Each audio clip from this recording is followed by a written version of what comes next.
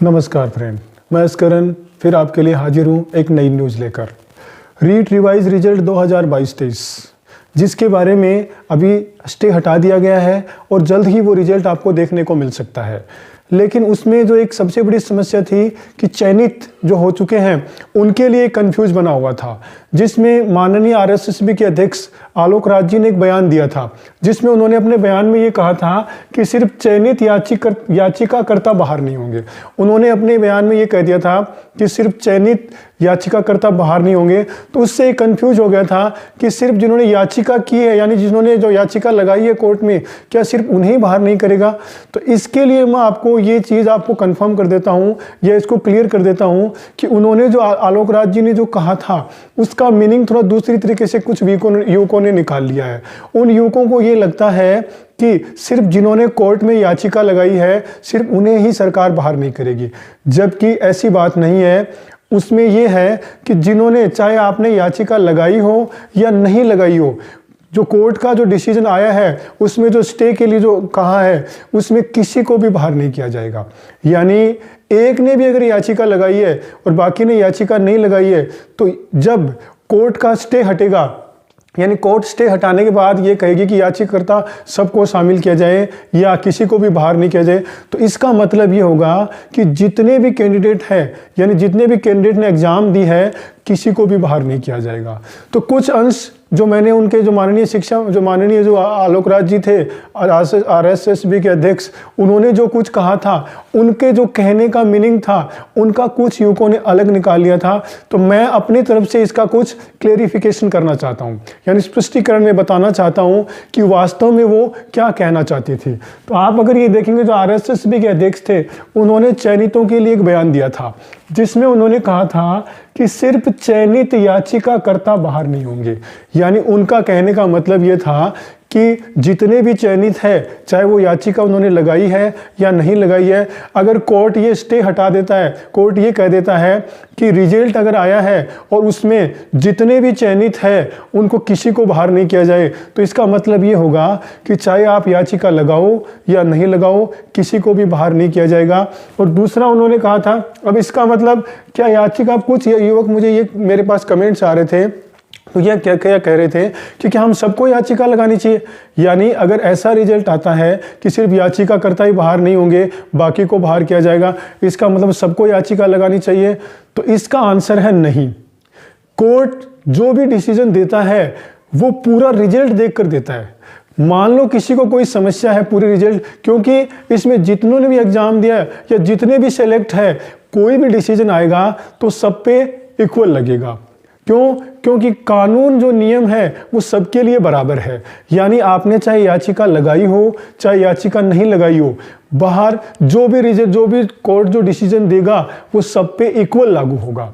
यानी एक व्यक्ति ने अगर याचिका लगाई है, एक ही शिक्षक ने अगर याचिका लगाई है और उन्होंने ये कहा याचिका में कि क्योंकि हम पहले से ही सिलेक्टेड हैं, ठीक है, तो कोर्ट अगर आरएसएसबी जो लोकसभा जो ये है आरएसएसबी है, अगर वो रिजल्ट में रिवाइज करती है तो उनमें उनकी कोई गलती, सिस्टम की गलती है, उनकी कोई गलती नहीं है। तो अगर एक भी जो अध्यापक है, चयनित अध्यापक है, अगर वो याचिका लगा देता है, तो फिर अगर वो स्टे हट जाता है और उसकी याचिका की सुनवाई हो जाती है और वो केस जीत जाते हैं, तो इसका मतलब फिर सारों पे वो बराबर लागू होगा। यानी स्पष्ट कहने का मतलब ये है कि किसी को भी बाहर नहीं किया जाएगा। यानी रिवाइज रिजल्ट जब भी आएगा तो उसमें चयनितों का ध्यान रखा जाएगा। सिर्फ जो नए कैंडिडेट्स है, यानी जो मेरिट के आसपास है, मेरिट में अगर फेरबदल होता है, मान लो मेरिट में थोड़ा बहुत 1-2 नंबर का फेरबदल होता है, 2-3 जितने भी, क्योंकि मेरिट में जो फेरबदल होगा वो क्वेश्चन के हिसाब से होगा, कितने क्वेश्चंस में आंसर चेंज हुए हैं उसके हिसाब से होगा। लेकिन उनको नहीं छेड़ा जाएगा जो पहले से ही चयनित है। मेरिट में अगर आगे पीछे होती है, मेरिट अगर ऊपर नीचे होती है, तो सिर्फ जो नए कैंडिडेट है, जो मेरिट के पास है, सिर्फ वो ही सेलेक्ट होंगे। यानी मान लो मेरिट जो रहती है और उसमें जैसे अभी इंग्लिश की मेरिट 196 रही थी और भी 206 रही थी, जनरल की, इंग्लिश की 196 पॉइंट कुछ रही थी। मान लो मेरिट नीचे आ जाती है, मान लो 2-3 क्वेश्चन से अगर मेरिट नीचे आ जाती है और ये मान लो कि जो जनरल की मेरिट है वो 200 आ जाए, ठीक है, एक एग्जाम्पल है। और ओबीसी की मेरिट 191 190 आ जाए तो सिर्फ जो 196 से 190 के बीच में थे वो सेलेक्ट हो जाएंगे, और जनरल में जो 206 से 200 के बीच में थे वो सेलेक्ट हो जाएंगे। ठीक है, इसके अलावा और भी कुछ फेरबदल अगर होता है, लेकिन चयनितों को एक साइड में रखा जाएगा, यानी वो चाहे उस मेरिट में आ रहे हो या उस मेरिट में नहीं आ रहे हो, उनको चेंज नहीं किया जाएगा।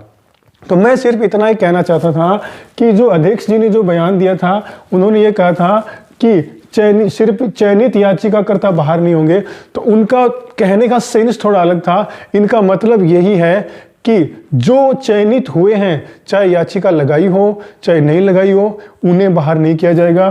तो इसमें ये चयनितों को, और एक चीज़ आप ये भी देखो कि अगर कोई एक दो चयनित ये भी कह रहे थे कि सर हमें कोर्ट में जाना चाहिए, हमें एप्लीकेशन लगानी चाहिए, नहीं, आपको पैसे खर्च करने की ज़रूरत ही नहीं है। खामखा आप किसी वकील से मिलकर कुछ हज़ार रुपये, 2-4-5-7 हज़ार रुपये खर्च कर देंगे।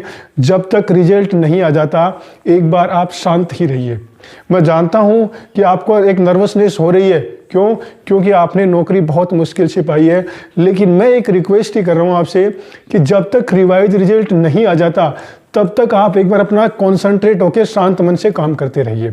आपको कोई याचिका लगाने की ज़रूरत नहीं है, कोई को आप तनाव लेने की भी ज़रूरत नहीं है। खामखा आप कोर्ट के चक्कर लगाओगे, किसी वकील से मिलोगे और अपने कुछ हज़ार रुपये, 5-10 हज़ार रुपये बर्बाद कर दोगे। क्यों?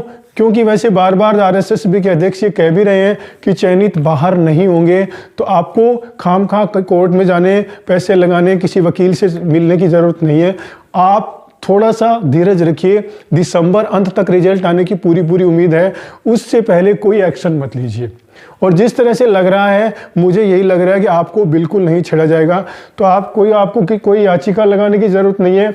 और ये भी मैं ये कहना चाहूँगा कि चयनितों को शामिल किए बिना रिजल्ट का कोई महत्व नहीं है। जिस रिजल्ट का हम पिछले 3-4 महीनों से इंतज़ार कर रहे हैं, लाखों युवक इंतज़ार कर रहे हैं, अगर चयनितों के साथ उनको छेड़े या उनके रिजल्ट उनको प्रभावित करते हैं, तो उस रिजल्ट का कोई मायने नहीं है और वो रिजल्ट जनता पे नेगेटिव प्रभाव डालेगा। इसलिए और सरकार पे भी नेगेटिव प्रभाव डालेगा, इसलिए सरकार ऐसा गलत कदम उठाने की कोशिश ही नहीं करेगी। तो मैं आखिरी में यही कहना चाहूँगा कि अध्यक्ष जी का जो बयान है, हो सकता है कि उन्होंने जो बोला था उसको आप सिर्फ चयनित नहीं, जितने भी याचिकाकर्ता ही नहीं, जितने भी चयनित है, किसी के साथ गलत नहीं होगा। आप थोड़ा सा इंतज़ार कीजिए, थोड़ा सा पेशेंस रखिए। रिजल्ट जैसे 25 दिसंबर के बाद आने के कह रहे हैं, सब कुछ अगर सही रहा, कानून कोई अड़चन नहीं आई, तो दिसंबर के अंत तक आपको रिवाइज रिजल्ट देखने को मिल सकता है। तो मैं यही कहना चाहूँगा कि सिर्फ याचिकाकर्ता नहीं, सारे चयनितों के साथ गलत नहीं होगा। आप थोड़ा सा धीरज रखिए, और कोई अगर जो भी न्यूज़ आएगी मैं आपके लिए सबसे पहले लेके आऊँगा। आप मेरा वीडियो देखते हो, अपना टाइम देते हो, इसके लिए आपका धन्यवाद।